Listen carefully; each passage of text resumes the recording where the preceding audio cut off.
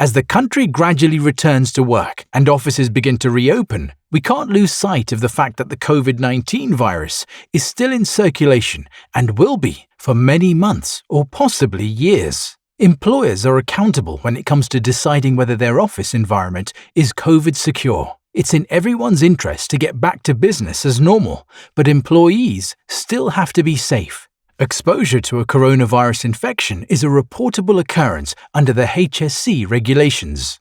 Any illness or fatalities that result from likely COVID-19 exposure in the workplace must be reported and carry the same liability as any other fatal or potentially dangerous occurrence. So you have to be certain you're getting it right.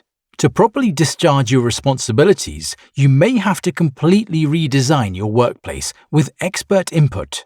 Ultimately, we are talking about people's lives and the potential for severe penalties. This isn't an area to take chances. Talk to us about how we can help.